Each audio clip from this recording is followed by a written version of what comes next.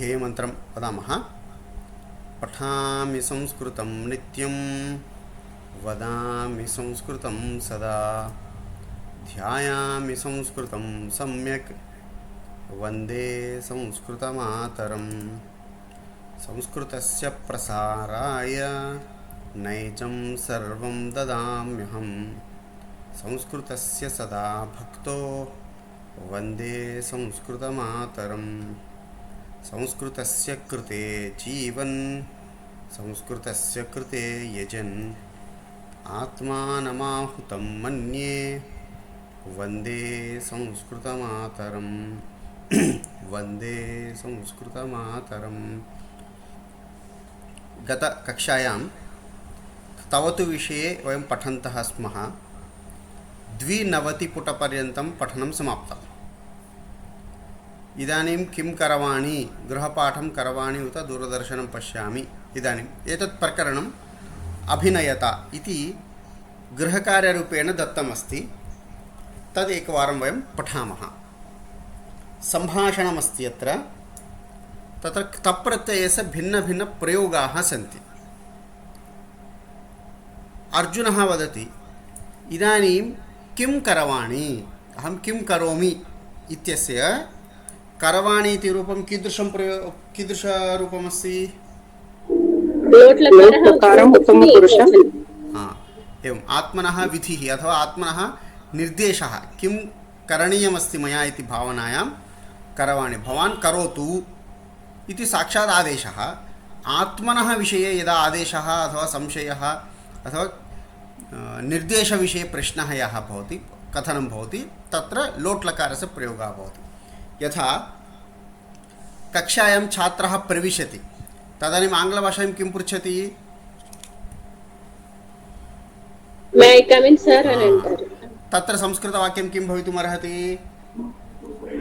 अहं कक्षायाम् आगमिष्यामि वा? आगच्छामि। आगच्छति वा? आगच्छामि सामान्यवर्तमानलट्लकारः, किन्तु वास्तविकप्रयोगः कीदृशः भवति? किम् अहम् आगच्छामि वा इति वाक्यं भवति लोट्लकारस्य। तथैव अहम् एतत् कार्यं करवाणि वा, अहं लड्डुकं खादामि वा इति अनुमतिं पृच्छति। प्रश्नः यत्र अस्ति इति अहम् एतत् कार्यं करवाणि। यथा एकः श्लोकः अस्ति, सेवां शरणं करवाणि शर्मदन्ते इति श्लोकः।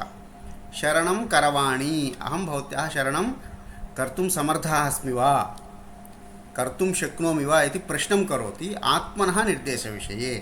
तादृशवाक्यानि लोट्लकारे प्रयोक्तुं शक्नुमः। तदेव वाक्यमस्ति। इदानीं किं करवाणि, अहं किं कर्तुं शक्नोमि अथवा किं करिष्यामि इति आत्मनः निर्देशः, आज्ञा इति। गृहपाठं करवाणि उत दूरदर्शनं पश्यामि। पश्यामि इत्युक्ते सामान्यवर्तमानकाले। यथा एतादृशप्रश्नसन्दर्भे अहं पश्यामि वा इति प्रश्ने अपि सः भावः आगच्छति, किन्तु लोट्लकारस्य प्रयोगेण इतोपि वाक्यं परिपूर्णं भवति। तत्र दोषः नास्ति, एतद् वाक्यं समीचीनतरम् इति वाक्यम्। इदानीं किं करवाणि, गृहपाठं करवाणि उत दूरदर्शनं पश्यामि। ह्यः दूरदर्शनं दृष्टं। मातुः आगमनात् पूर्वं गृहपाठः न समापितः, अतः मया सम्यक् तर्जनं प्राप्तं। किं करवाणि, गृहपाठं कर्तुं मनः न उत्साहते। इदानीम् अत्र त्रीणि पदानि सन्ति, दृष्टं, समापितः, प्राप्तम् इति। एतानि कर्तरि सन्ति वा कर्मणि सन्ति? कर्मणि। कथं वयं वदामः कर्मणि सन्ति इति? दूरदर्शनं पृष्टम् इति दूरदर्शनं सूचयति, दूरदर्शनं कर्म इति। समीचीनम्। इतोपि अग्रे न गृहपाठः न समापितः इति वाक्ये समापितः गृहपाठं सूचयति, गृहपाठः कर्म एव। किं प्राप्तं तेन? प्राप्तं तर्जनं। तर्जनमपि जनमपि कर्मपदम् कर्मपदम्। अतः दृष्टं समापितः प्राप्तमिति त्रीणि पदानि अपि कर्मपदं बोधयन्ति। अतः कर्मार्थपदानि सन्ति। अतः अत्र कर्मणि क्तप्रत्ययः इति वक्तव्यम्। उत्तरं समीचीनं। यदि कर्तरि चेत् अर्जुनः पुरुषः अस्ति तर्हि तं बोधयेत् इत्युक्ते पुंलिङ्गे भवेत्, किन्तु दृष्टं प्राप्तमिति पुंलिङ्गे नास्ति। द्वितीयं गृहपाठः न समापितः, स पाठः न समापितः, मया न समापितः इति एकं। तृतीयं दृष्टं समापितं प्राप्तम् एतानि त्रीणि पदानि अपि अस्माकं कर्तरिक्तप्रत्ययं बोधयितुम् अर्हतां न प्राप्नुवन्ति। कर्तरिक्तप्रत्ययः कस्मिन् अर्थे भवति, कदा भवति? अकर्मकधातु एकं गत्यर्थकधातु श्लेषादिधातु एवं। तत्र एतत्त्रयमपि नास्ति। गत्यर्थकं नास्ति, दृष्टं समापितं प्राप्तमिति। अकर्मकमपि नास्ति, पश्यति दूरदर्शनं, कार्यं समापयति, फलं प्राप्नोति। त्रीणि अपि सकर्मकधातवः सन्ति, त्रयः अपि। तृतीयमस्ति श्लिशादिगणेपि एते त्रयः धातवः न सन्ति। अतः अत्र कर्तरिक्तप्रत्ययः भवितुमेव योग्यता नास्ति। वाक्येनापि अस्माकं स्पष्टता अस्ति। द्वितीयं नियमेनापि अस्माभिः ज्ञातव्यम् अत्र नास्ति इति। गृहपाठं कर्तुं मनः न उत्साहते, एतत् अर्जुनस्य वाक्यम्। अग्रे गीता वदति, नाम अर्जुनस्य समाधानं गीतायां कथमस्ति इति पाठः अस्ति। श्लोकं गायन्ती अर्जुनस्य प्रकोष्ठं प्रविशति, गीता प्रविशति। किं वस्तुतः अत्र कथायाम् अर्जुनः इत्युक्ते वयं सर्वेपि स्मः। अत्र गीता इति या बालिका अस्ति सा भगवद्गीता। तत्र समाधानं किमस्ति पश्यन्तु। इन्द्रियाणां हि चरतां यन्मनोनुविधीयते तदस्य हरति प्रज्ञां वायुर्नावमिवाम्भसि। इन्द्रियाणां हि चरताम्, इन्द्रियाणि सन्ति, ज्ञानेन्द्रियाणि कर्मेन्द्रियाणि इति। ज्ञानेन्द्रियाणि कति? पञ्च। कर्मेन्द्रियाणि कति? पञ्च। ज्ञानेन्द्रियाणि कर्मेन्द्रियाणि किं कुर्वन्ति? अस्मान् विषयेषु मोहयन्ति। विषयः इत्युक्ते किम्? एकैकस्य इन्द्रियस्य एकैकः विषयः भवति। यथा चर्मणः विषयः भवति स्पर्शः। चर्म किं करोति? स्पर्शस्य अनुभूतिं ददाति अस्माकं कृते, ज्ञानं ददाति। शीतस्पर्शः, उष्णस्पर्शः इत्यादिकं। यथा उष्णकाले आतपे अटितुम् अस्माकं शरीरम् अथवा अस्माकं त्वगिन्द्रियं न सहकरोति। किं करोति? शीतलवातावरणे AC मध्ये उपविशतु, शैत्यस्पर्शं स्वीकरोति इति अस्मान् बोधयति। तदेव डिसेम्बर् मासे अथवा जनवरी मासे स्नानं करणीयमस्ति। तदानीं शरीरं किं वदति? शीतजलेन स्नानं न करोतु, उष्णजलस्यैव स्पर्शं करोतु इति अस्माकं त्वक् अस्मान् बोधयति, अस्मान् तत्र मोहयति। तर्हि त्वगिन्द्रियस्य विषयः अस्ति स्पर्शः। उष्णं शीतलमिति नास्ति, स्पर्शः। जिह्वायाः विषयः कः भवति? रसः। रुचिः रसः। रसास्वादनं करोतु इति वदति। केषाञ्चन मधुरे रुचिः भवति, मधुरे आसक्तिः भवति। केषाञ्चन लवणे आसक्तिः भवति, केषाञ्चन कटौ आसक्तिः भवति। एतस्य सर्वस्य कारणं व्यक्तिः न, अपि च तस्य रसनेन्द्रियः। प्रातः उत्थानानन्तरं काफ़ी पातव्यमेव इति वदति रसः। काफ़ीं पिबतु पिबतु पिबतु इति अस्मान् तत्र एव प्रेरयति। एवमेव त्वक् चक्षुरिन्द्रियस्य विषयः कः अस्ति? रूपम् इति वयं वदामः वस्तुतः। यत्किमपि रूपं। तत्र बालानां कृते रूपम् इत्युक्ते कार्टून् भवितुम् अर्हति, क्रीडाः भवितुम् अर्हन्ति। ज्येष्ठानां कृते रूपम् इत्युक्ते भगवतः रूपमपि भवितुमर्हति, अथवा अन्यविधरूपं पश्यतु इति वदति, दूरदर्शनं पश्यतु इति वदति, प्रकृतिं पश्यतु इति वदति, भिन्नभिन्नवस्तूनि पश्यतु तस्य आनन्दं प्राप्नोतु इति वदति। नाम केचन यात्रां कृत्वा आनन्दम् अनुभवन्ति, केचन भगवतः आराधनं दर्शनं कृत्वा आनन्दम् अनुभवन्ति। एवं कतिचन जनाः विभिन्नचित्राणि चलनचित्राणि दृष्ट्वा आनन्दं प्राप्नुवन्ति। तर्हि चक्षुरिन्द्रियं किं करोति? पश्यतु पश्यतु पश्यतु इति अस्मान् प्रेरयति। एवं घ्राणेन्द्रियस्य विषयः कः अस्ति? गन्धः। गन्धः। कतिचन जनाः, कतिचन किं, वयं सर्वेपि दुर्गन्धं यदा प्राप्नुमः झटिति अस्माकं घ्राणं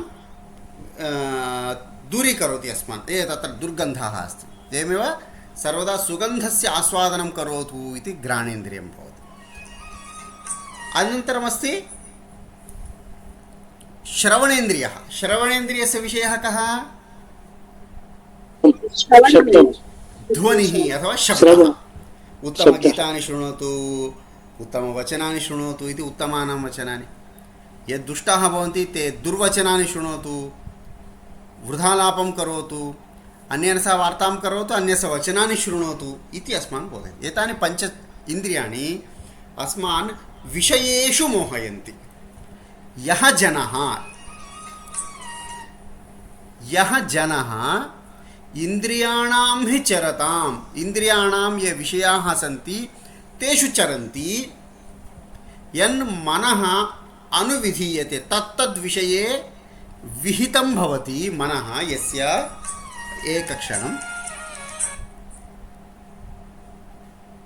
हलो हलो हरि ओम्।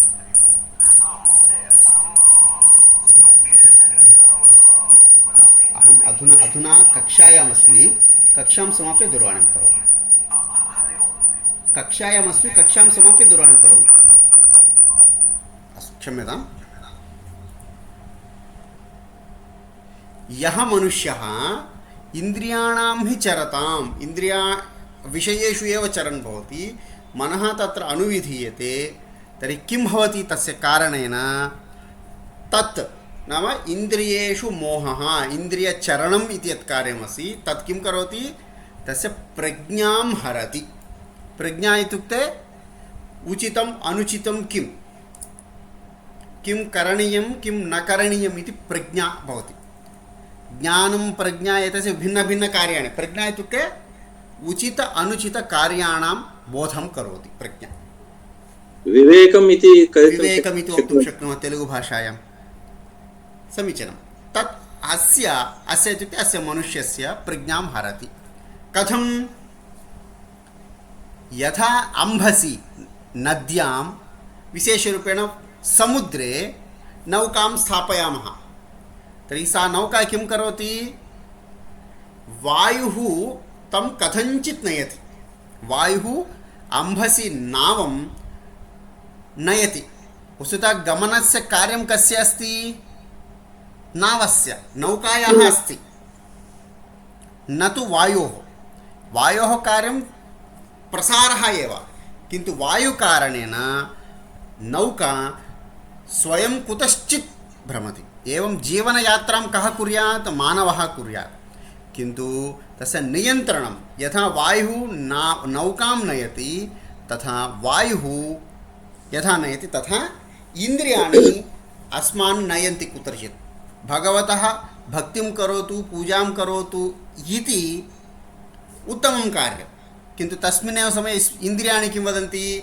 चलनचित्रं पश्यतु, कस्यापि कोलाहलं पश्यतु, केनचित् कोलाहलं करोतु, रसास्वादं करोतु, फलानि खादतु, तत् खादतु। एतद् यद्वस्तुतः ज्ञानसाधनमस्ति तद्विहाय विषयेषु अस्मान् मोहयति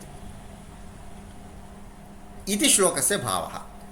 यथा वायुः नौकां नयति, जले कोऽपि आधारः नास्ति, भूमौ चेत् वयं यत्र स्मः तत्र भवामः, किन्तु नौका जले यदा तिष्ठति वायुः यथा वेगेन वहति तथा नौका अपि स्वयं चलति।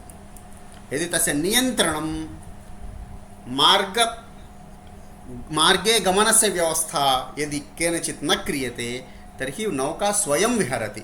तत्र कारणमस्ति वायुः। एवम् अस्माकं जीवनेपि मनसः नियन्त्रणम् इन्द्रियाणां च नियन्त्रणं कृत्वा उत्तमकार्याणि कुर्मः चेत् अस्माकं समस्या नास्ति। अन्यथा इन्द्रियाणि वायुः इव अनावश्यकमार्गेषु अस्मान् नयन्ति इति श्लोकस्य भावः। उपरि अर्जुनस्यापि तदेव कार्यम्, अहम् एतत् कार्यं कर्तुं न शक्नोमि, इच्छा नास्ति। तत्र कारणं किं? तस्य शरीरं तस्मै न सहकरोति अथवा अन्येषु कार्येषु मोहयति। इदानीं वदति गीता, इन्द्रियाणां हि चरतां यन्मनोनुविधीयते तदस्य हरति प्रज्ञां वायुर्नावमिवाम्भसि।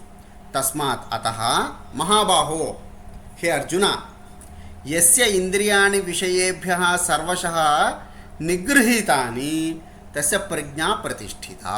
अग्रिमद्वितीयश्लोकस्य अर्थः। अत्र प्रथमश्लोकं दत्तं 68 मध्ये श्लोकस्य भावः अस्ति। हे अर्जुन, यस्य इन्द्रियाणि विषयेभ्यः, विषयः इत्युक्ते रूप रस गन्ध स्पर्श शब्देभ्यः निगृहीतानि नियन्त्रितानि सन्ति, వాటిని మనం కంట్రోల్లో ఉంచుకున్నట్లయితే तस्य प्रज्ञा प्रतिष्ठिता। तस्य प्रज्ञा भवति स्थिरा भवति। किं करणीयं किं न करणीयम् इति सर्वदा बोधयन् भवति। हे अर्जुन, भवता इतोपि गृहपाठः न आरब्धः। साहाय्यम् आवश्यकं चेत् वदतु। गीता वदति, भवान् इतोपि गृहकार्यं न आरब्धवान्, किमपि साहाय्यम् आवश्यकं चेत् वदतु। इदानीम् अत्रापि त्रीणि पदानि सन्ति। निगृहीतानि, प्रतिष्ठिता, आरब्धा। एतेषु त्रिषु कीदृशप्रयोगः अस्ति? कोऽपि वक्तुं शक्नोति? तप्रत्ययः। कृता इति कर्मपदम्। तप्रत्ययः अस्ति, किन्तु कीदृशं? कर्तरि वा कर्मणि? कर्मणि। पुनः चिन्तयन्तु।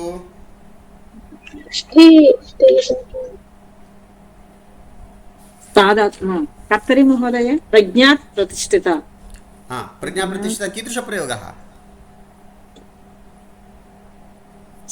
कर्तरि प्रयोगः कर्मणि कदली कर्मणि निगृहीतानि। कानि निगृहीतानि? अधिकर्तृपदं महोदय। निगृहीतानि कानि? इन्द्रियाणि। येन मनुष्येण। तर्हि निगृहीतानि कीदृशप्रयोगः? कर्मणि। प्रज्ञा प्रतिष्ठिता। केन प्रतिष्ठिता वा? कस्य प्रतिष्ठिता वा? कस्य प्रज्ञा प्रतिष्ठिता वा? केन प्रज्ञा प्रतिष्ठिता वा? कस्य प्रज्ञा प्रतिष्ठिता? तर्हि इदानीम् अत्र कस्य इति कर्तृपदम् एकं त्यजन्तु। प्रज्ञा इत्यपि कर्तृपदमेव अस्ति। प्रज्ञा प्रतिष्ठिता इति। प्रज्ञा इति कर्तृपदं भवितुमर्हति वा? कथं भवितुमर्हति? तत्र नियमद्वयं द्रष्टव्यं। वाक्यरचनादृष्ट्या प्रज्ञा प्रतिष्ठिता, अन्येन केनचित् न प्रतिष्ठिता खलु, स्वयं प्रतिष्ठिता। इन्द्रियाणां निग्रहकारणेन प्रज्ञा स्वयं प्रतिष्ठिता अस्ति। स्वयं प्रतिष्ठिता चेत् कर्ता वा कर्म वा? कर्ता इति एकं। तर्हि कर्तरिक्तप्रत्ययनियमेषु एषः नियमः अस्ति वा? कर्तरिक्तप्रत्ययः कदा कदा भवति? अस्ति चेत् महोदय अकर्मकधातुः। अकर्मकधातुः। अतः अत्र कर्तरिक्ता भवितुमर्हति, कर्मणि अपि क्ता भवितुमर्हति। अस्तु, तिष्ठति तिष्ठतः तिष्ठन्ति इति अकर्मकधातुः। अकर्मकधातूनां कृते अत्र कर्तरिक्तप्रत्ययः भवति। अतः अत्र कर्तरिप्रयोगः। गृहपाठः न आरब्धः। अत्र कर्मणि प्रयोगः। कथं कर्मणि प्रयोगः?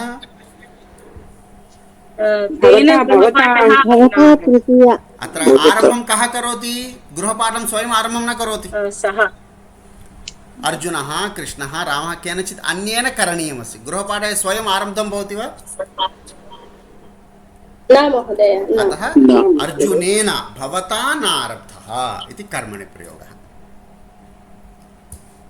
साहाय्यम् आवश्यकं चेत् वदतु। अग्रे अर्जुनः वदति प्रति उत्तरं, भगिनी आगच्छतु, कञ्चित् कालं दूरदर्शनं पश्याव, ततः गृहपाठं करवाव। अत्रापि लोट् लकारः, पश्यानि, पश्याव, पश्याम। वर्तमानकाले चेत् कथं भवेत्? पश्यावः पश्यामि विसर्गः भवेत्। अत्र तेलुगुभाषायां वाक्यं पश्यन्तु। पश्यावः पश्यावः पश्यामः महोदय। पश्यानि, पश्याव, पश्याम इति विसर्गः नास्ति, अतः अत्र लोट् लकारः। तेलुगुभाषायां वाक्यं चिन्तयन्ति चेत् మనము దూరదర్శనం చూస్తున్నాము, किन्तु अत्र किमस्ति? మనము దూరదర్శనము చూద్దాము చూద్దాము చూడబడాలి इति वाक्यं, नाम लोट् आज्ञा विधिः इति अर्थः अत्र अस्ति। एवमेव ततः किं लेटस् सी అనే అర్థంతో చెప్తారా ఇక్కడ? లట్ ఇత్యుక్తే చూస్తున్నాము ఖలు, లట్ అనే అర్థంలో చూస్తూ ఉన్నాము, ఇప్పుడు చూస్తూ ఉన్నాము. చూద్దాము అంటే తర్వాత చేయవలసిన పని. ఇంగ్లీష్ లో లెటస్ డూ లెటస్ సి అంటాం కదా, అట్లా ఏమో तत् शक्यते। आङ्ग्लभाषायां वा तद् अहं न श्रुतवान्, सम्यक् तद् वक्तुं शक्नुमः। तस्मिन् सन्दर्भे लोट् लकारस्य प्रयोगः वृत्तमपुरुषे अपि भवति। अस्तु, अग्रे चलामः। गीता वदति प्रथमं गृहपाठं करोतु, ततः अन्यत् चिन्तनम्। अर्जुनः वदति अस्तु। पुनः अम्बा प्रविशति, गीते मम गृह आगमने अद्य विलम्बः जातः। इदानीम् अत्र जातः इति कर्तरि वा कर्मणि? कर्तरि प्रयोगः एवं, जायते इति प्रयोगः अकर्मकः, तस्य कर्तरिक्तः भवति। कर्मणि अपि अस्ति, उभयमपि अस्ति, किन्तु अत्र कर्तरिक्तप्रत्ययः। विलम्बः स्वयम् अभवत्, केनचित् न कृतमस्ति अस्मिन् वाक्ये। मया विलम्बः कृतः इत्यपि वक्तुं शक्यते, विलम्बः स्वयं जातः इत्यपि वक्तुं शक्यते। अत्र मम आगमनसमये स्वयं विलम्बः अभवत् इति, अत्र विलम्बः इति कर्तारं सूचयति, विलम्ब इति पदं भवति। अग्रे गीता वदति चिन्ता मास्तु अम्बा, मया कानिचन गृहकार्याणि कृतानि अपि। अत्रापि कर्तरि वा कर्मणि? कर्मणि कर्मणि कर्मणि किं कर्तर्थः खलु महोदय? मया कृतानि, मया कर्तृपदं खलु मया इति कर्तरि नास्ति, कर्मणि प्रयोगः। मया कृतं कर्मणि प्रयोगः वा कर्तरि प्रयोगं? तृतीय विभक्ति कदन्ति कर्मणि प्रयोग, कर्मणि प्रयोगः। मया गृहकार्याणि कृतानि, किं किं कृतं भवत्या, अत्रापि कर्मणि अस्ति। अस्तु, इदानीं क्रमशः एकैकं वाक्यं पश्यामः। मया गृहपाठः समापितः, कर्तरि वा कर्मणि?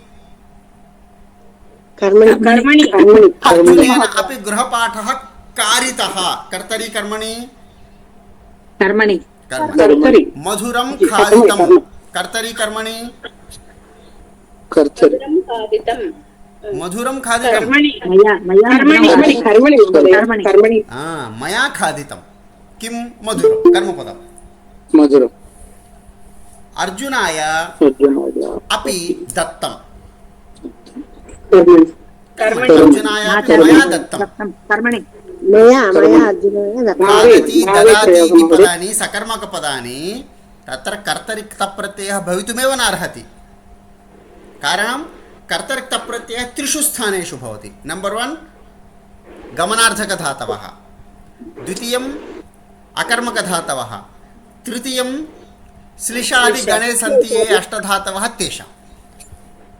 ददाति, खादति, करोति, रक्षति इति पदानि श्लिषादिधातुगणे न सन्ति, अकर्मकधातवः न सन्ति, गमनार्थकधातवः अपि न सन्ति। अतः अत्र क्तप्रत्ययः भवितुमेव नार्हति, कर्तरि कर्मणि एव भवति। किञ्चित् मधुरं भवत्याः कृते अपि रक्षितम्। इदानीं वदन्तु, एतत् कर्तरि वा कर्मणि? कर्मणि कर्तृपदं किम्?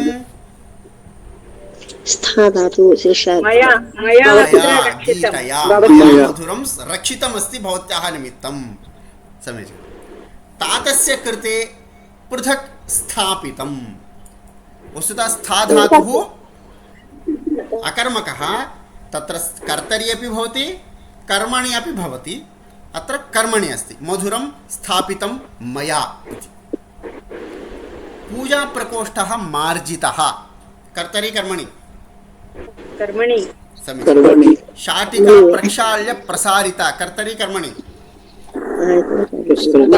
कर्मणि एव कर्मणि एव यदि कर्तरि चेत् शाटिकाम् इति द्वितीया भवेत् अत्र प्रथमा अस्ति शुष्कानि वस्त्राणि पुटीकृतानि कर्तरि कर्मणि कर्मणि एव कर्मणि एव महोदय बाष्पस्थालिका अपि सज्जीकृता अपि कर्मणि कर्मणि कियन्ति कार्याणि कृतानि भवत्या एकाकिन्या एकाकिनी इति शब्दः लेखनी इव एकाकिनी इत्युक्ते वन् पर्सन् ओन्लि एका एव इत्यर्थः एकाकिनी एकाकिन्या अग्रे गीता वदति मा एवम् अम्बा मा इत्युक्ते एवं न इत्यर्थे मा इति शब्दः अव्ययमस्ति पदविच्छेदः करणीयः मा एवं नास्ति अम्बा एकाकिन्या न अर्जुनेनापि साहाय्यं कृतं एवं कर्मणि प्रयोगः अम्बा वदति अहो प्रशंसनीया अस्ति भवती प्रशंसनीया अस्ति भवती कारणानि बहूनि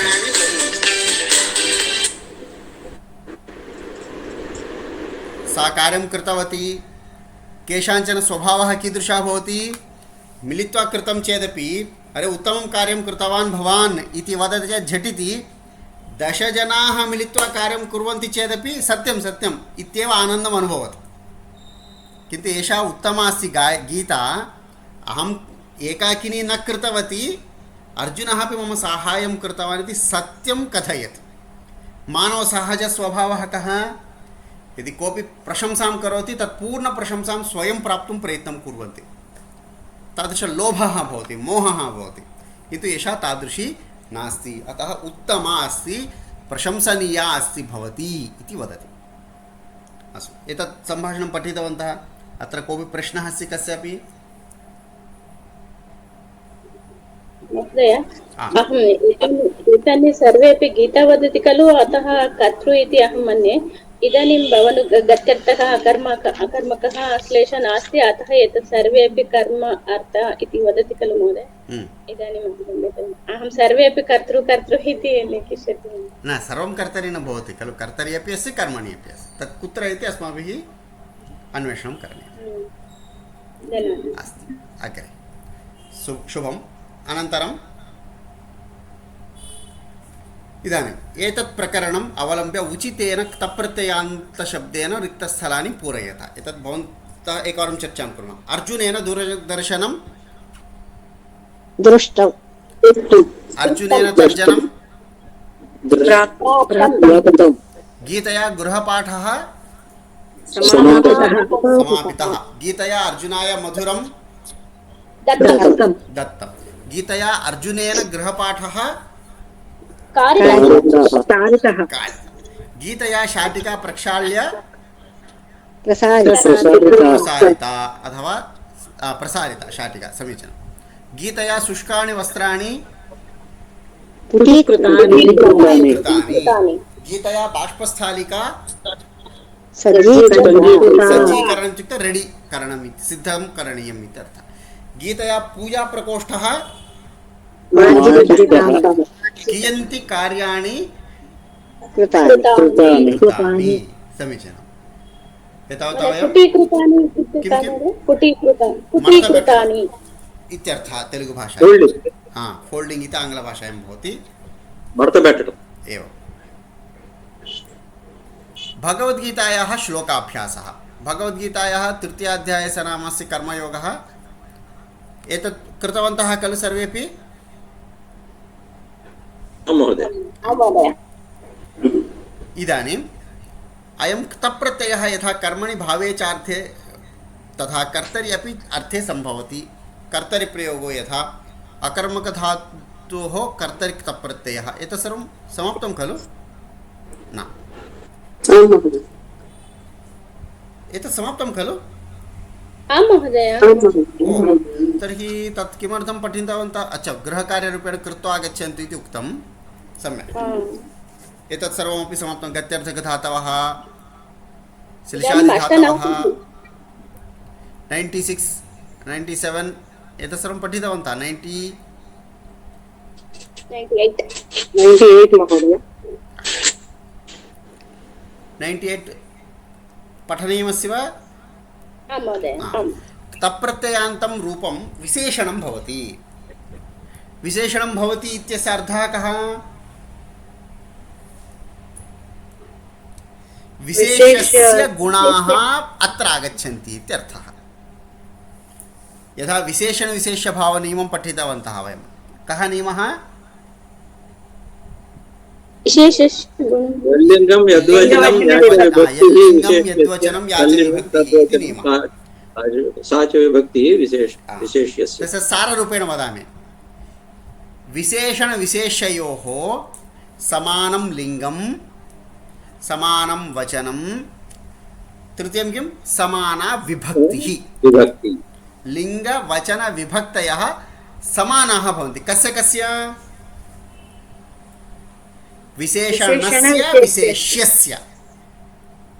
विशेष्यं प्रधानं भवति, तस्य लिङ्गवचनविभक्तयः विशेषणे अपि योजनीयाः।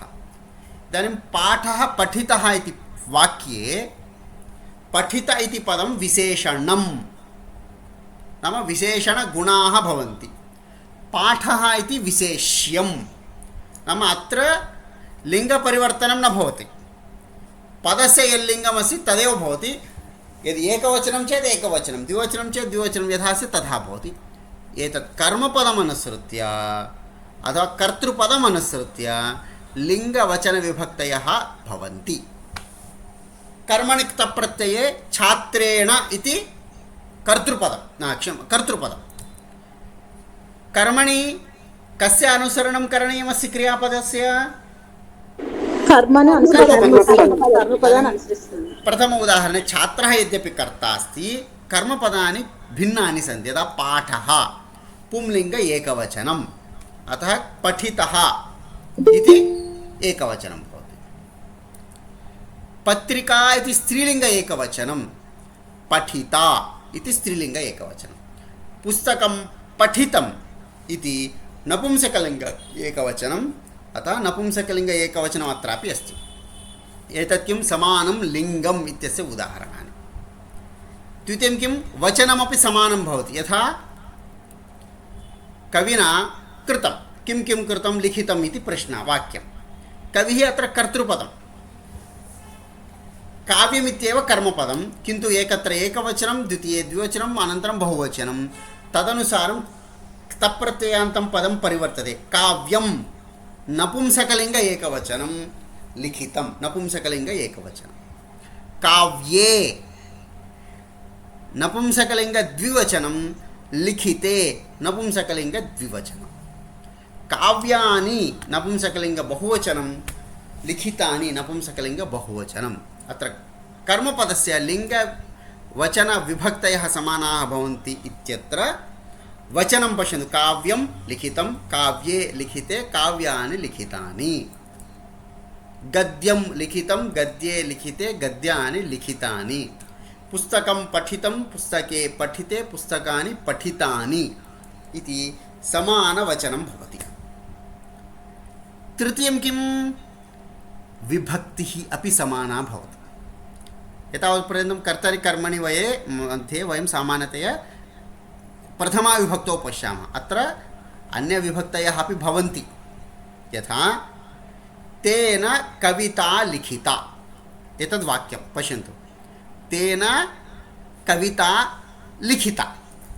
इदानीं कविता इति पदं भिन्नभिन्नरूपेण प्रयुज्यते। यथा कविता इति प्रथमवाक्ये कर्मपदं, द्वितीयवाक्ये अपि कर्मपदमस्ति, किन्तु क्रिया परिवर्तिता अस्ति। तृतीयवाक्ये साधनमस्ति, चतुर्थवाक्ये निमित्तमस्ति, पञ्चमवाक्ये हेतुः अस्ति, षष्ठवाक्ये सम्बन्धः अस्ति, सप्तमवाक्ये आधारः अस्ति पश्यन्तु तेन कविता लिखिता अत्र कर्ता तेन अस्ति सः अस्ति कर्मपदं कविता अस्ति अतः तेन कविता लिखिता किन्तु द्वितीयवाक्ये प्रेषया प्रेषयतु कां प्रेषयतु कवितां प्रेषयतु भवान् कवितां प्रेषयतु किन्तु सा कविता कीदृशी कविता तेन लिखिता कविता या अस्ति तां कवितां प्रेषयतु इति वाक्यं तत्र कविता प्रेषया इति वाक्यस्य कर्मपदं जातं तस्य विशेषणमस्ति तेन लिखिता अतः तत्रापि द्वितीयः भवति तेन लिखितां कवितां प्रेषय किमर्थं प्रकाशनार्थं फॉर पब्लिशिंग अथवा प्रिंटिंग अवगच्छन्ति एतस्मिन् वाक्ये मुख्यं क्रियापदं किं लिखिता इति न प्रेषया इति क्रियापदं प्रेषणस्य कर्मपदं किं कविता किन्तु सा कविता कीदृशी कविता अस्ति तेन लिखितां रामेण कविता। कालिदासेन वाल्मीकिना लिखिता अस्ति तेन लिखितां कवितां प्रेषय इति वाक्यं नाम दीर्घवाक्यं यदा लिखन्तः गच्छामः मुख्यं क्रियापदं भवति तत्सम्बद्धकर्तृपदं भवति पुनः क्ता क्तवतु इत्यादि रूपाणि भवन्ति तस्य आधारेण वाक्यरचनायां पुनः परिवर्तनानि भवन्ति इदानीं पश्यन्तु अहं सन्तुष्टः अस्मि अहं सन्तुष्टः इत्यत्रापि क्तप्रत्ययः एव किन्तु कर्तरि अस्ति अहं सन्तुष्टः अस्मि किन्तु तत्र साधनं किम् कवितया तां कविताम् अहं पठितवान् कविता कारणेन कविता साधनं कृत्वा अहम् अत्यन्तं सन्तुष्टः तेन कवितया तेन लिखितया कवितया अहं सन्तुष्टः कविता इति साधनमस्ति कारणमस्ति अतः तृतीया विभक्तिः तस्य विशेषणस्यापि तृतीया करणीया अतः तेन लिखितया कवितया अहं सन्तुष्टः इदानीं पारितोषकं दद्युः कस्मै कस्यै कवितायै उत्तमा कविता अस्ति अतः तस्यै कवितायै प्रथमपुरस्कारः पारितोषकं दद्युः जनाः यच्छन्ति दद्युः इति अस्ति यच्छेयुः अत्र दानस्वीकरणस्य योग्यता कुत्र अस्ति कवितायाम् अस्ति दानस्वीकरणस्य का विभक्तिः भवति चतुर्थी विभक्ति अतः कवितायै ददातु तेन लिखितायै कवितायै पारितोषकं ददातु इत्यपि वक्तुं भवितुम् अर्हति पञ्चमवाक्ये पश्यन्तु जनाः प्रेरिताः भवन्ति तत्र हेतुः मूलकारणं किं भवति कविता ये तां कवितां पठन्ति ते सर्वेपि प्रेरिताः भवन्ति तत्र हेतुः कारणमस्ति कारणेपि पञ्चमी विभक्तिः भवति तेन लिखितायाः कवितायाः जनाः प्रेरिताः भवन्ति दानि वलन कविता वलन जनालु प्रेरणनु पोंदुतारु इति वाक्यम् अतः लिखितायाः कवितायाः पञ्चमी जनाः प्रेरिताः भवन्ति अग्रे सम्बन्धे षष्ठी शीर्षकम् उत्तममस्ति कस्याः शीर्षकम् उत्तममस्ति कवितायाः सा कविता कीदृशी अस्ति तेन लिखिता अस्ति अतः तेन लिखितायाः कवितायाः शीर्षकम् उत्तमम् अग्रे लिखितायां कवितायां प्रेरणाशक्तिः अस्ति प्रेरणाशक्तेः आधारः कः कवितायां प्रेरणा कविता प्रेरणाशक्तिः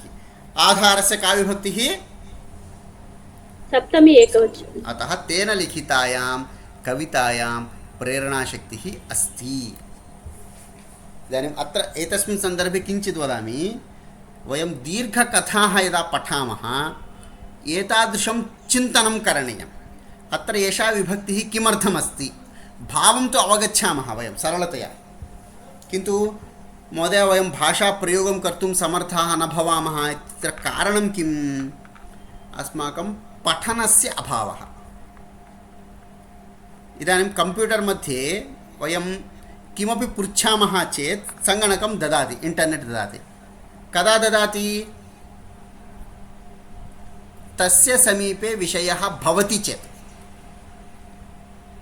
अहम् एकं श्लोकं लिखितवान्, तद् मम समीपे अस्ति, तं श्लोकं पृच्छामि चेत् सङ्गणकं ददाति वा? न रामायणस्य श्लोकं ददामि, तदानीं सङ्गणकं ददाति। किमर्थं? तत्र अस्ति खलु, अतः तस्य एव। समीपे अस्ति। इदानीं मम प्रकोष्ठे कपाटिका अस्ति, कपाटिकायां यद् वस्तु अस्ति तद् द्रष्टुं शक्नोमि, यद् नास्ति तन्न दृश्यते। एवमेव मनुष्यस्य बुद्धिः अपि तदेव। वयं यदा यदा नूतनविषयान् पठामः, वाक्यरचनां पठामः, कथाः पठामः, वाक्यानि पठामः, तदा अस्माकं बुद्धौ एतादृशवाक्यानि आगच्छन्ति। गद्यं पठनीयं, कविता पठनीया, श्लोकाः पठनीयाः, भिन्नभिन्नविषयाः निरन्तरं पठनीयं। तेन किं भवति? अत्र एवं वाक्यमस्ति, कर्तरिवाक्यमस्ति, अत्र क्षत्रुप्रत्ययः अस्ति, शानच् प्रत्ययः अस्ति किन्तु सप्तम्याम् अस्ति। एतादृशवाक्यानि पठनेन अस्माकं बुद्धौ गच्छन्ति। पठनस्य क्रमः अपि एषः। एवम् अत्र सप्तमी अस्ति, किमर्थम्? आधारः अस्ति, कस्य? शक्तेः आधारः अस्ति। किन्तु लिखितायामिति सप्तमी किमर्थमस्ति? तस्य विशेषणं कविता अस्ति, तत्र सप्तमी अस्ति, अतः तत्र सप्तमी। किन्तु कवितायामिति सप्तमी विभक्तिः किमर्थमस्ति? प्रेरणाशक्तेः आधारः कविता अस्ति, आधारे सप्तमी अस्ति। एवं विश्लेषणं स्वयं करणीयम्। एतत् केनचित् पाठ्यते इति नास्ति, लघुकथा पठनीया, तेन वयं बहुविधविषयान् पठितुं शक्नुमः। अस्तु, इदानीं कर्मणि कथं भवति इति वयं ज्ञातवन्तः। भावे कथं भवति?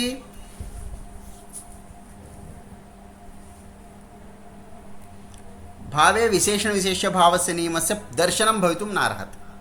कारणं भावे इत्यत्र विशेषणानि भवन्ति, हसितम् इत्यादीनि, किन्तु कर्तृपदं वा कर्मपदं वा तत्र विशेष्यं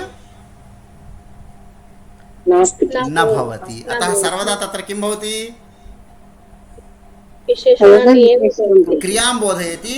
नपुंसकलिङ्ग एकवचनं, हसितं, तेन हसितं, तेन उपविष्टम् इत्येव वाक्यं भवति भावे। अतः भावे इत्यस्य अत्र विशेषरूपेण न दत्तं, किन्तु तत्र अपि एषः नियमः भवति। तत्र कर्मपदं न भवति इति कारणेन सर्वदा नपुंसकलिङ्ग एकवचनप्रयोगः इति। इदानीं कर्तरि तप्रत्ययः यत्र अस्ति तत्रापि समानं, समानलिङ्गं, समानवचनं, समानविभक्तिः। यथा उदाहरणं पश्यन्तु, बालकः रुदितः। बालकः रुदितः इति भवति वा कर्तरि तप्रत्ययः? भवति। कथं? महोदय, अकर्मकः। समीचीनम्, उत्तमं। बालकेन रुदितम् इत्यपि शुद्धं, बालकः रुदितः इत्यपि शुद्धम्।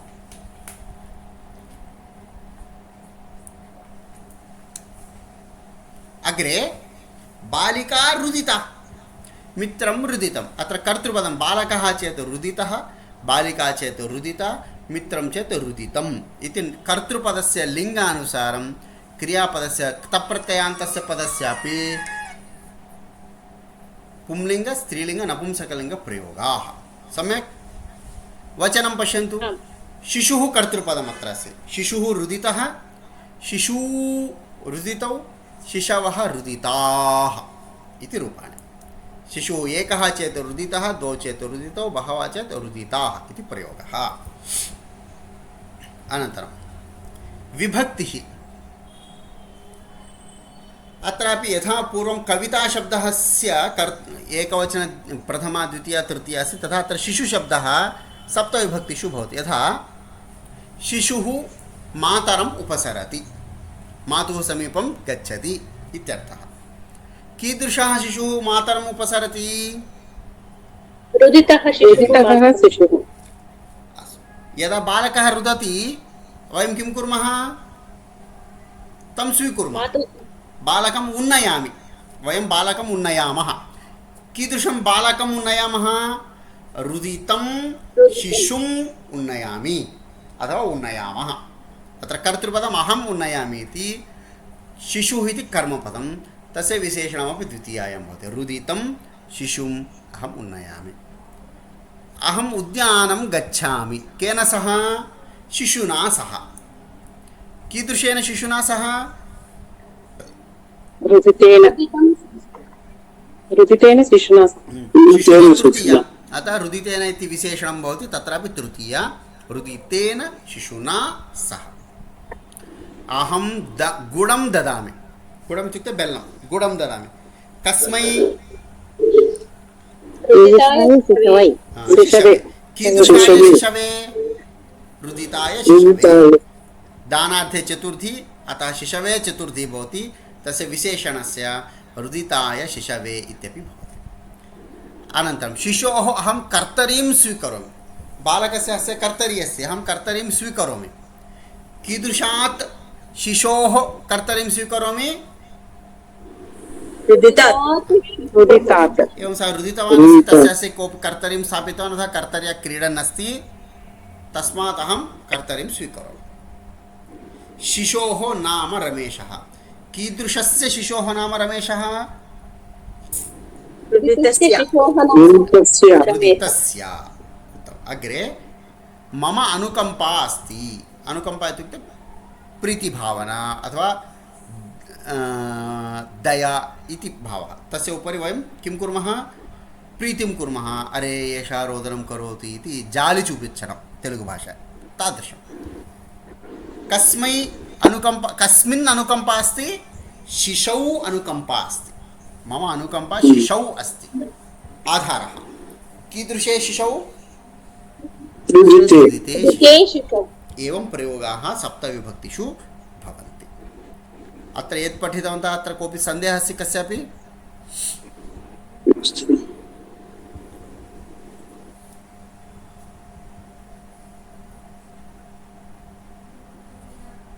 भवतु। अग्रिमम् अष्टमपाठस्य दशमः अभ्यासः अधस्तनसम्भाषणं पठत। तत्र स्थूलाक्षरैः दर्शितानि क्तप्रत्ययान्तरूपाणि विशेषणानि सन्ति, तानि जानीत। अत्र सप्तविभक्तिषु त्रिषु वचनेषु अपि वाक्यानि भवन्ति क्तप्रत्ययान्तपदानि, तानि वयं पश्यामः। माता वदति, अर्जुन अत्र आगच्छतु, अद्य किं किं पठितम्? अद्य भवता किं किं पठितम्? अर्जुनः वदति, अद्य काचित् विनोदजनिका कथा मया पठिता। माता वदति, पठितायाः भवता पठितायाः कथायाः शीर्षकं किं? का विभक्तिः अस्ति अत्र? किं शीर्षकं? षष्ठी नाम षष्ठी विभक्ति। पठितायाः कथायाः शीर्षकं जातस्य हि ध्रुवो मृत्युः इति। मया पठितायाः कथायाः शीर्षकं जातस्य हि ध्रुवो मृत्युः। माता वदति, स तु गतश्लोकस्य अंशः, क्षम्यतां, स तु गीताश्लोकस्य अंशः। तत्र कः विनोदः? सा गीताश्लोकाः सन्ति भगवद्गीतायाः, तत्र 700 श्लोकाः सन्ति। एतदेकं वाक्यमस्ति। तत्र गीतायां तु हास्यं तु नास्ति। कृष्णः अर्जुनम् उपदिशति, तत्र हास्यं तु न उक्तवान्, सा कथां न उक्तवान्। किमर्थमस्ति? कुतः विनोदः अस्ति भो इति पृच्छति। तथा माता पुनः अर्जुनः वदति, भवती अपि तां कथां पठतु। तत्र भाण्डानि जायन्ते, जातानि भाण्डानि म्रियन्ते। एवं नाम माता चिन्तितवती गीतायाः एकः श्लोकः इति, किन्तु पुत्रः वदति, अद्य वयं गतकक्षायां यत् पठितवन्तः सा कथा, तत्र भाण्डानि जायन्ते, तानि पुनः म्रियन्ते इति कथा हासस्य अस्ति इति सः पुत्रः वदति। इदानीं माता तां कथां न जानाति, आनयतु अत्र तां कथाम् इति उक्तवती। सः आनयति, पठित्वा सत्यमेव विनोदजनिका अस्ति एषा कथा। अर्जुनः वदति, पठितया कथया गीताश्लोकस्य कः सम्बन्धः? इदानीं वदति, महोदय जातस्य हि ध्रुवो मृत्युः इति श्लोकस्य भागः, तस्य कथायाः च कः सम्बन्धः इति प्रश्नः। कः गीताश्लोकः अस्ति? नाम बालः गीतां न पठितवान्, शीर्षकं पठित्वा कथां पठितवान्, कथाम् अवगतवान्, आनन्दम् अनुभूतवान्। किन्तु माता किम् उक्तवती? एषः गीतायाः श्लोकस्य भागः, अंशः। इदानीम् अर्जुनस्य संशयः अस्ति, गीताश्लोकस्य भागः अस्ति एषः, तत्र गीतायाः एतस्य श्लोकस्य कः सम्बन्धः, अथवा एतस्य श्लोकस्य पाठस्य च कः सम्बन्धः कथायाः इति पृच्छति। तदा माता वदति, जातस्य हि ध्रुवो मृत्युः ध्रुवं जन्म मृतस्य च तस्मादपरिहार्येऽर्थे न त्वं शोचितुम् अर्हसि। यः कोऽपि प्राणी जन्म प्राप्नोति तस्य मरणं ध्रुवं निश्चितं सिद्धं। यस्य मरणं निश्चितम् अथवा मरणं सम्भावितं मृतः अस्ति तस्य जन्म अपि ध्रुवं निश्चितम् अस्ति। एतत् सैकिल् इति वदामः, सैकिल् चक्रं, यः चक्रे भ्रमति उपरि गच्छति, उपरि गतः जनः अधः आगच्छेदेव, अधः गतः जनः पुनः उपरि गच्छेदेव। एवं चक्रं सर्वदा चलति, कुत्रापि न तिष्ठति। जातस्य हि ध्रुवो मृत्युः ध्रुवं जन्म मृतस्य च। तत्र कोऽपि परिहारं कर्तुं न शक्नोति, परिवर्तयितुं कोऽपि न शक्नोति। तस्मात् अपरिहार्ये अर्थे त्वं शोचितुं नार्हसि। यद् मम हस्ते अस्ति, यदहं कर्तुं शक्नोमि तद् मया चिन्तनीयं, यदहं कर्तुं न शक्नोमि, मम हस्ते च यद् नास्ति तस्मिन् विषये मया चिन्तनं न करणीयं। भवतापि चिन्तनं न करणीयम् इति कृष्णः अर्जुनं वदति। त्वं शोचितुं, चिन्तयितुं, विचारं कर्तुं, दुःखम् अनुभवितुं च न अर्हसि। भवतः तत्र योग्यता नास्ति। यतः इदानीम् अहं 10 रूप्यकाणि दातुं शक्नोमि, ददामि वा न वा इति चिन्तनं करणीयं। यदि मम समीपे 10 रूप्यकाणि न सन्ति, दानं कर्तुमेव मम सामर्थ्यं नास्ति, ददामि वा न ददामि वा इति प्रश्नः एव नास्ति। यदि दानं करणीयं तदर्थं किं करणीयम् इति प्रश्नः अस्ति। मम समीपे धनमेव नास्ति, दानं कर्तुमेव मम योग्यता नास्ति, अरे अहं 10 रूप्यकाणि एतस्मै ददामि वा न ददामि वा इति विचारं करोमि चेत् तत् व्यर्थकार्यम् इति भावः। इदानीं माता वदति कथायाः तस्य च सम्बन्धः कः इति। कुरुक्षेत्रे अहं युद्धं न करोमि, भीष्मद्रोणादयः मम पूजार्हाः बान्धवाः सन्ति, गुरवः सन्ति, तान् अहं न हन्मि, न मारयामि इति कृपाविष्टं रथे उपविष्टं च अर्जुनं, कृपा इत्युक्ते तत् किं वदामः, हीनभावना,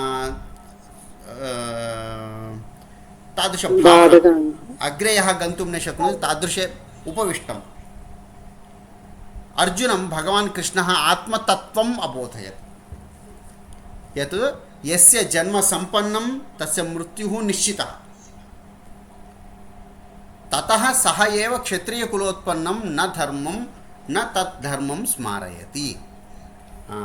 ततः तस्य अनन्तरं नाम आत्मस्वरूपम्, आत्मनः मृत्युनियमः यः अस्ति तद् उक्त्वा ततः तस्मात् अग्रे सः एव कृष्णः क्षत्रियकुलोत्पन्नं, क्षत्रियकुले उत्पन्नम् अर्जुनं तं तद्धर्मं स्मारयति। एतत् आत्मतत्त्वमस्ति। एते द्रोणः, भीष्मः एते सर्वेपि जन्म प्राप्तवन्तः, भवान् अपि जन्म प्राप्तवान्, भवतः अपि मरणं निश्चितम्। अहं मारयामि इति भावनां त्यजतु, भवान् भवतः कर्म करोतु इति तद्धर्मं स्मारयति, क्षत्रियधर्मं तं बोधयति इति श्लोकः। इदानीम् अर्जुनः पृच्छति, अस्तु अम्ब, परन्तु तेन अस्माकं जीवनेन कः सम्बन्धः? इदानीं माता वदति, युक्तः प्रश्नः, योग्यः प्रश्नः। युक्तः इत्यत्रापि क्तप्रत्ययः। इदं सदा स्मरणीयं यत् अस्माकं जीवनं न शाश्वतं, तस्य अन्तः निश्चितः। एतत् सत्यं मनसि निधाय एव सदा जीवनं करणीयम्। अर्जुनः, अम्ब, एतदेव तत्त्वम् इदं गीतम् अपि वदति खलु, जीवनं न शाश्वतं, वैभवं न हि स्थिरं, स्वार्थलेपनं विना यत् कृतं हि तच्चिरम्। एकं गीतमस्ति, ध्येयपथिकसाधका इति गीतं। तत्र एषः भागः अस्ति। जीवनं न शाश्वतं, कश्चन 10 वर्षाणि जीवति, कश्चन 20 वर्षाणि जीवति, कश्चन 50 वर्षाणि जीवति, कश्चन 90 वर्षाणि जीवति, शाश्वतं नास्ति, अनन्तरं मरणं निश्चितं। वैभवमपि निश्चितं नास्ति। अद्य यः उत्तमकार्याणि करोति तस्य प्रशंसां कुर्वन्ति, 10 वर्षाणाम् अनन्तरं तस्य कोऽपि स्मरणं न करोति। इदानीम् अद्य दानं कुर्वन् अस्ति, कीर्तिः अस्ति, 10 वर्षाणां समीपे तस्य समीपे धनं नास्ति, किं कुर्वन्ति जनाः? तं दरिद्रमिव पश्यन्ति। यः अधिकारी अस्ति, अधिकारिणः अपि तदेव, आसने यावत्पर्यन्तम् उपविशति तावत्पर्यन्तं तस्य प्रीतिः कीर्तिः भवति। यदा आसन्दात् अधः आगच्छति तस्य वैभवं सामर्थ्यं शक्तिः शोभा स्थिरं न भवति, गच्छति। इदानीं MP भवतु MLA भवतु 5 वर्षाणि 10 वर्षाणि अनन्तरं सः पुनः गच्छति एव। स्वार्थलेपनं विना, स्वार्थभावनां विना यद् वयं कुर्मः तदेव किं भवति? चिरं शाश्वतं भवति। यः कालिदासः काव्यं रचितवान् अस्ति, वाल्मीकिः रामायणं रचितवान्। किं वाल्मीकिः एवं चिन्तितवान् वा? 5000 वर्षाणाम् अनन्तरं सर्वेपि मम काव्यस्य पारायणं कुर्वन्तु, मम कीर्तिः भवतु इति विचिन्त्य न कृतवान्, कार्यं कृतवान्। किन्तु यत् कृतं स्वार्थं विना कृतम्, अतः अद्यापि वयं पठामः। महाभारतं भवतु, रामायणं भवतु, वेदः भवतु, उपनिषद् भवतु, तदा एतत् कार्यं ये कृतवन्तः तदा कोऽपि एवं मम कीर्तिः भवेत्, मम धनं भवेत् इति भावनां विना कृतवन्तः, ते एव इदानीं स्मर्यन्ते, तेषां कार्यं स्मर्यते, तेषां वैभवं स्मर्यते। सरलता स्वजीवने चिन्तने सदोच्यता। सरलता स्वकीयजीवने किं भवेत्? सरलता भवेत्, सिम्प्लिसिटी इति वयं वदामः। चिन्तने सदा उच्चता, थिङ्क् बिग्गर् इति वदामः खलु, तदेव उच्चता इत्युक्ते उच्चचिन्तनं करणीयम्। इदानीम् एतत् मम समीपे किञ्चित् धनमस्ति, एतत् समाजोपयोगाय भवेत्, अथवा मम समीपे आगच्छति तेषाम् उद्धरणार्थं भवेत्, तेषां साहाय्यार्थं मम जीवनम् इति उच्चचिन्तनं, बिग् थिङ्किङ्ग् इति वयं वदामः, तादृशचिन्तनं करणीयं। स्वार्थचिन्तनं कुर्मः चेत् अद्य सुखं भवति, किन्तु तत् शाश्वतं नास्ति।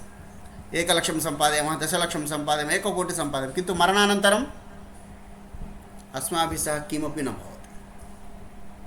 अतः यत् समाजात् वयं प्राप्नुमः, मानवः समाजजीवी अस्ति, समाजपोषितः, वयं समाजेन पोषिताः।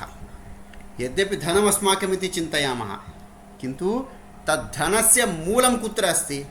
समाजः। उदाहरणार्थं गवर्नमेंट एम्प्लायी वेतनं प्राप्नोति, कुतः वेतनं प्राप्नोति? सर्वकारः ददाति, किन्तु सर्वकाराय धनं कुतः आगच्छति?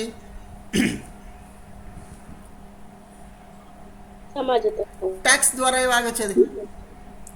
द्वितीयं वाणिज्यं यः करोति सः चिन्तयति मम धनम् अहम् इन्वेस्ट् करोमि, धनं मम अस्ति, तेन लाभं सम्पादयामि, किन्तु सः धनं कथं सम्पादयति?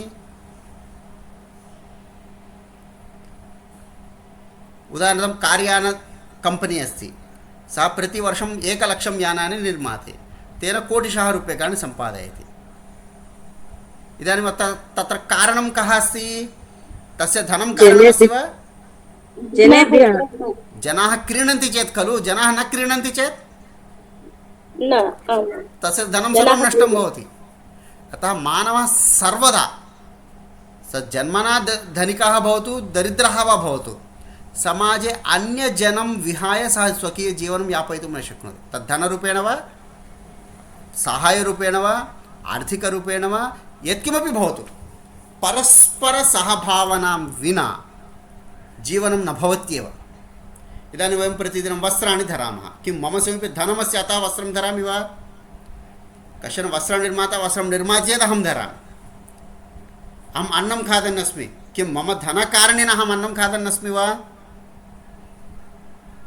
कृषकः कार्यं करोति चेत् अहम् अन्नं खादामि।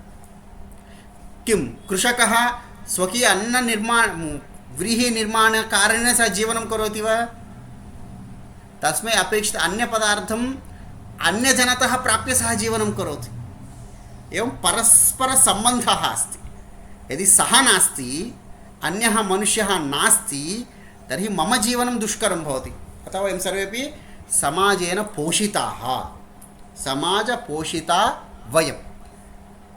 भवतु इदानीं वयं स्मः समाजपोषिताः स्मः अस्माकं जीवनं कीदृशं भवेत् समाजपोषकाः चिरं निरन्तरम् अस्माभिः कीदृशेन भवितव्यं समाजपोषकेण भवितव्यम्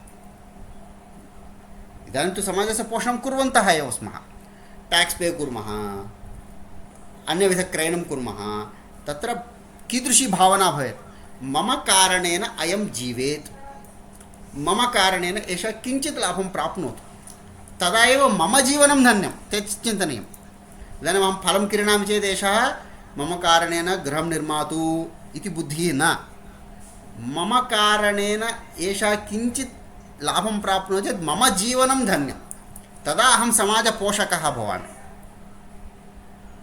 न अहं क्रयणं करोमि चेत् एतस्य जीवनमिति यदि अहं चिन्तयामि तेन अस्माकं जीवनचक्रं न चलति यतः वयं सर्वेपि परस्परसहयोगजीवनेन जीवनं कुर्मः अस्माकं जीवनस्य धन्यता कदा भवति अन्यस्य पोषणेन अन्यस्य साहाय्येन इति गीतस्य सारः अस्ति वयं सर्वेपि समाजेन पोषिताः अग्रे अस्माकं जीवने वयं समाजपोषकाः भवेम समाजपोषकाः चिरम् इति श्लोकं गीतमस्ति जीवनं न शाश्वतं वैभवं न हि स्थिरं स्वार्थलेपनं विना यत्कृतं हि तच्चिरं सरलता स्वजीवने चिन्तने सदोच्यता समाजपोषिता वयं समाजपोषकाः चिरं तद्गीतमस्ति ध्येयपथिकसाधका इति गीतम् उत्तमं गीतं भवन्तः पठितुं शक्नुवन्ति अग्रे माता वदति साधु साधु वत्स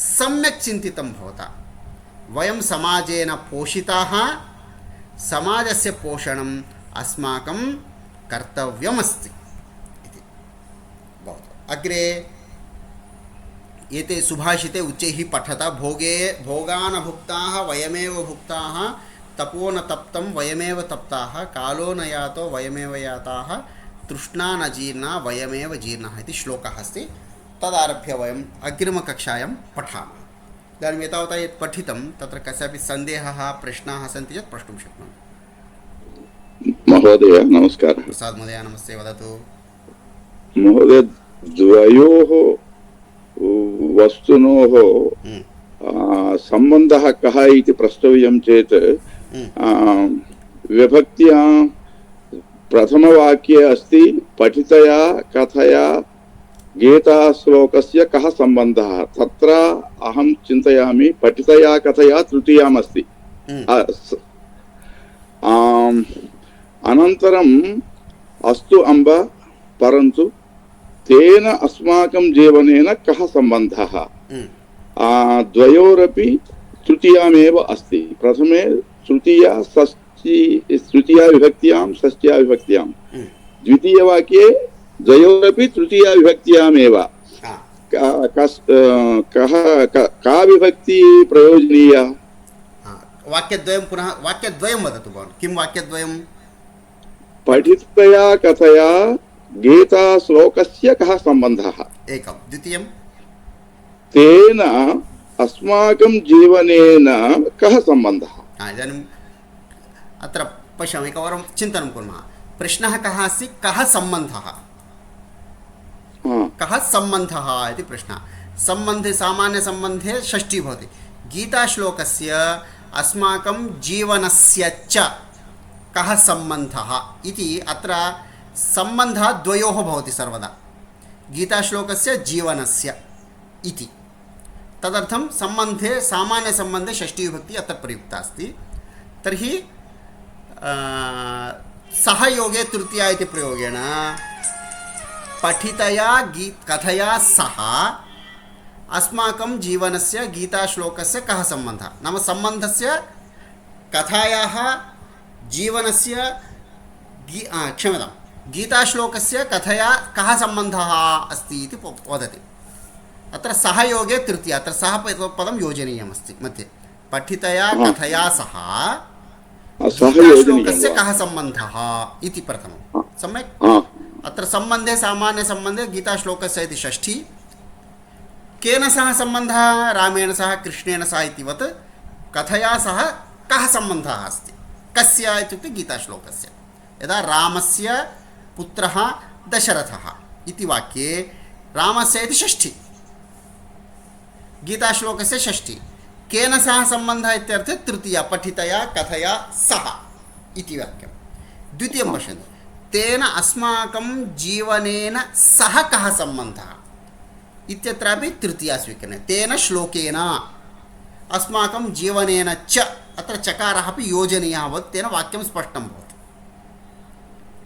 गीताश्लोकेन अस्माकं जीवनेन च कः अस्माकं जीवनेन च कः सम्बन्धः इति। अत्र सम्बन्धः कुत्र अस्ति? अस्माकम्। अत्र षष्ठी, जीवनेन सह, तेन इति विशेषणमस्ति जीवनेन इत्यस्य। धन्यवादः। अस्तु, अन्यः कोऽपि प्रश्नः अस्ति?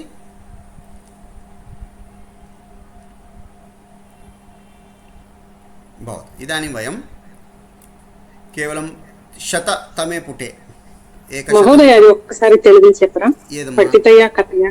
పఠితయా కథయా శ్లోకస్య చదివినటువంటి తెలుగులో విశేషణ విశేష భావాల్లో విభక్తులు సమానంగా ఉండవు. అందమైన రాముని యొక్క అన్నప్పుడు సుందరస్య రామస్య అని సంస్కృతంలో చెప్పాలి. అక్కడ రెండు విభక్తులు సమానంగా ఉండాలి. కానీ తెలుగులో అందమైన రాముని యొక్క ఇది అందమైన విశేషణం విడిగా ఉంటుంది. తెలుగులో అనువాదం చేసుకోలేము మనం. అయినా కూడా వాక్యాన్ని, సంస్కృత వాక్యం దృష్టిలో పెట్టుకుని చదివినటువంటి కథకు, కథ చేత మన గీతా శ్లోకానికి ఏ సంబంధం ఉంది, దానికి దీనికి అనే అర్థంలో గీతాశ్లోకమునకు చదివిన కథకు మధ్యలో ఏ సంబంధం ఉందనే తెలుగు వాక్యం అవుతుంది. కానీ సంస్కృతంలో అలాగ డైరెక్ట్గా ద్వితీయ విభక్తి, షష్ఠీ విభక్తులు రెండు రావు. రామ దశరథస్య పుత్ర, ఒక షష్ఠి ఒక ప్రథమ లేదా ఒక షష్ఠి ఒక తృతీయ ఉంటుంది, కానీ రెండు షష్ఠులు రావు. సంబంధం రెండింటి మధ్యలో ఉంటుంది. కథకు గీతా శ్లోకానికి రెండింటి మధ్యలో సంబంధము గురించి అడిగింది. కానీ సహా అని పదము ఇక్కడ లేదు, కానీ అర్థం తీసుకొని దాని చేత దీనికి ఎటువంటి సంబంధము ఇది అర్థ. రెండవది, మన జీవనానికి ఆ కథకు, శ్లోకానికి ఏమి సంబంధం, ఇక్కడ కూడా సహయోగే, సహ అనేటువంటి సంబంధంలో ప్రయోగం చేసుకోవాలి. జీవనేన సహ కహ సంబంధ, దేనికి? మన యొక్క జీవనానికి, పాఠానికి లేదా గీతా శ్లోకానికి ఏమిటి సంబంధము ఇత్యర్థ. సాక్షాత్ అనువాద న శక్యతే విశేషణ విశేష భావే. సంస్కృతంలో విశేషణ విశేష భావాలు రెండు సమాన విభక్తుల్లో ఉంటాయి, సమాన లింగము సమాన వచనం ఉంటుంది. కానీ తెలుగులో అందమైనటువంటి రాముడు, అసలు లింగ విభక్తి వచనాలు అనేవి కనపడవు. తెలుగు వాక్య రచన భిన్నాస్సి, సంస్కృత వాక్య రచన భిన్నాస్సి విశేషణ విశేష భావ సందర్భే. అందుకని వాటిని అనువాదం చేసుకుంటే మీకు అసలు అర్థం కాదు. స్పష్టం? ధన్యవాదాలు మహోదయ. స్పష్టం మహోదయ. విశేషణ విశేష భావే కదాపి భవంతః అనువాదం న చింతయంతు. యథా రూఢిరూపేణ తత్ర నిర్ణయः కरणीयः. కర్తృపదస్య విశేష్యస్య ప్రథమ, విశేషణస్యాపి ప్రథమ, విశేష్యస్య షష్ఠీ, విశేషణస్యాపి షష్ఠీ ఇది రూఢిరూపేణ అస్మాభిः చింతనీయం. బండ గుర్తు పెట్టేసుకోవాలి అంతే. యతః తెలుగు భాషాయాం సహ నియమः కుత్రాపి న పారిల్యతే. విశేషణ విశేష భావ నియమः సంస్కృతస్య నియమः నాస్తి. స్పష్టం? ధన్యవాదాలు మహోదయ. స్పష్టం మహోదయ. समीचीनम्. अद्य अत्र वयं कक्षां समापयामः. यदि प्रश्नः अस्ति इतोपि प्रष्टुं शक्नुवन्ति. महोदय, प्रश्नः नास्ति. मया सन्देहं वाट्सप् ग्रूप् मध्ये प्रेषितं. वयं नित्यं न अव्ययम् उपयुज्यामहे, किन्तु तस्मिन् समये अहं स्मरणं न आगच्छामि महोदय. काकरकाय केकरकाय इति महोदय, क्षम्यतां महोदय. चिन्ता नास्ति. इदानीम् अहं वदामि, कोऽपि जनः, अहं BEd मध्ये पाठयामि, सर्वदा पाठयामि, भाषा अपि एका कला अथवा एकं स्किल्, कौशलं. चित्रकाराः बहवः भवन्ति, सर्वेपि रविवर्मसदृशं चित्रं कर्तुं न शक्नुवन्ति. अस्य अर्थः गुणं रहितमिति न वदन्नस्मि. बापू चित्रं भिन्नं, रविवर्मणः चित्रं भिन्नं. रविवर्मा अपि उत्तमचित्रकारः, बापू अपि उत्तमचित्रकारः. द्वयोः कम्पेरिसन् न करणीयं. कम्पेरिसन् इत्यस्य अर्थः का? तस्य कौशलं भिन्नं, एतस्य कौशलं भिन्नं, तस्य कला भिन्ना, एतस्य कला भिन्ना। भाषा अपि एका कला अथवा एकं कौशलं, स्किल् इति चिन्तयन्तु। तद्वयमपि सामर्थ्यानुसारं भवति। यस्य यस्य सामर्थ्यमस्ति तस्य अहमपि 10 किलो वेट् भारं वोढुं शक्नोमि, करणमल्लेश्वरी 100 किलो भारं वोढुं शक्नोति। एवं सामर्थ्ये भेदः भवति, तेन कारणेन भवति। द्वितीयम्, एकः श्लोकः अस्ति, गच्छन् पिपीलिको याति योजनानां शतान्यपि आगच्छन् वैनतेयोपि पदमेकं न गच्छति। यदा पिपीलिका निरन्तरं गच्छति 100 किलोमीटर् दूरं गन्तुं शक्नोति। तत्र गरुडः यदि चलनमेव न करोति एकं पदमपि अग्रे गन्तुं न शक्नोति। तत्र कारणं किं? प्रयत्नः। प्रयत्नेन पिपीलिका अपि 100 किलोमीटर् दूरं गन्तुं शक्नोति। अत्र सामर्थ्यमिति विषयः एव नास्ति, सामर्थ्यमिति विषयः एव नास्ति। कारणं किं? निरन्तरप्रयत्नेन पिपीलिकोऽपि गच्छति। तृतीयः बिन्दुः, मम तृतीयः विषयः, भवन्तः वर्षत्रयतः अथवा वर्षचतुष्टयतः अथवा एकवर्षतः संस्कृतं पठन्ति। कस्मैपि बालकाय, यः बालकः एकवर्षीयः अस्ति, सः किं जन्मना एव तेलुगुभाषां जानाति अस्माकं गृहे? न शक्नोति। काव्यानि लेखितुं शक्नोति वा? न शक्नोति। किं 10वीं कक्षायां यः सम्यक् पठितवान्, किं सः सर्वः अपि समानरूपेण वक्तुं शक्नुवन्ति वा? न। एकस्मिन् दिने वा एकस्यां रात्रौ वा कोऽपि विद्वान् न भविष्यति। निरन्तरं प्रयासं कुर्मः चेत् अवश्यं कदाचित् किं भवति, विस्मरणं भवति। भानुभगिनी तदेव उक्तवती, काकरकाय कीकरकाय अभवत्, पठनानन्तरं विस्मृतवती इति। तत् किं भवति? भ्रमः। केवलं भ्रमकारणेन तादृशदोषाः भवितुमर्हन्ति। तत्सर्वं बहु चिन्तनीयं नास्ति। अद्य दोषः भवति, श्वः भवती एव सम्यक् वाक्यरचनां कर्तुं शक्नोति। ज्ञातं खलु? अतः तस्मिन् विषये बहु चिन्ता न करणीया, प्रयत्नः करणीयः। समीचीनम्। अन्यः कोऽपि प्रश्नः अस्ति? वैष्णवी भगिनी महोदय, एकवारं प्रसाद महोदय, वैष्णवी भगिनी अनन्तरं प्रसाद महोदय। नमस्कारः महोदय। महोदय, अभ्यासमस्ति महोदय 92 पेज् नम्बर् मध्ये महोदय। अत्र यथा जिता इति अस्ति महोदय। वीडियो गतकक्षायां न आगतवती, किन्तु वीडियो मध्ये कृतं वक्तव्यं महोदय। तत्र तदेव लेखनीयं महोदय। किं पुटसङ्ख्या 92 महोदय। पुटसङ्ख्या 92। तत्र किमस्ति सङ्ख्यां वक्तुं शक्नोति वा? अभ्यासं महोदय, प्रथम अभ्यासः जिता इति अस्ति महोदय। अत्र उपरि गतकक्षायाम् अहं न आगतवती खलु। तत्र प्रथम पञ्चधातवः सन्ति, कृ स्मृ मृ श्रु। एतेषु परिवर्तनं न भवति। जिता कृ कृता स्मृ स्मृता इत्येव भवन्ति, किन्तु अग्रे शम इति अस्ति 11 शम, श्रान्तं श्रान्तं क्रान्तम् इति तस्मिन् समूहे ये सन्ति तेषां दीर्घः भवति। एवं परिवर्तनदृष्ट्या सः समूहः कृतः अस्ति।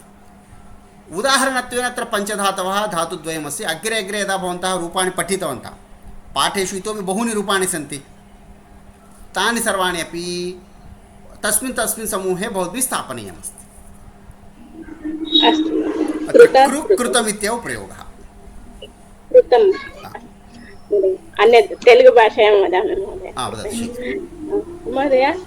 స్పష్టంగా ఒకసారి తా కర్తరి కర్మణి అంటే ఈ మూడు సమూహంలో ఉన్నట్టు ఉంటే మాత్రమే మనం కర్తరి సూచిస్తాము. మిగతా ధాతువులు ఏ ఉన్నా కర్మణి సూచించాలా మహోదయ? కర్మణి భావే.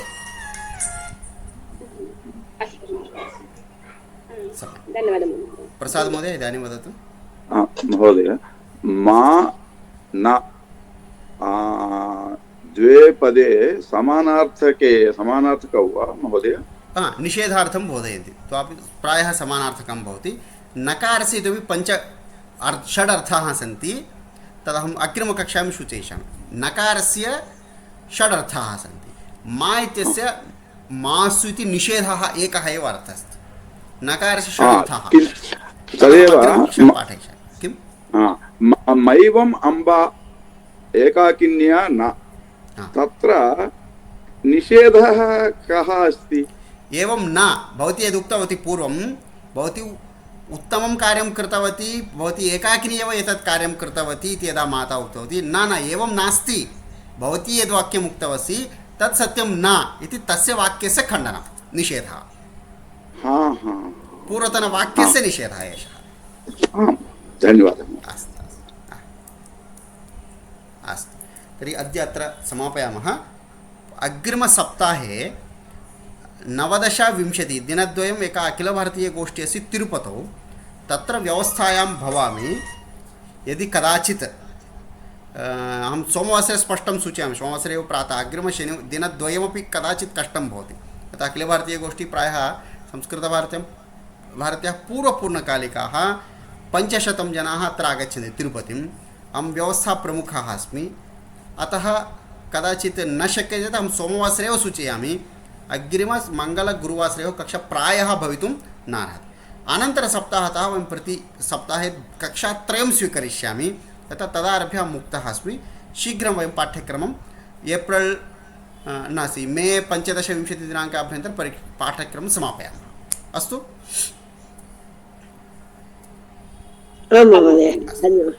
सोमवासरे पुनः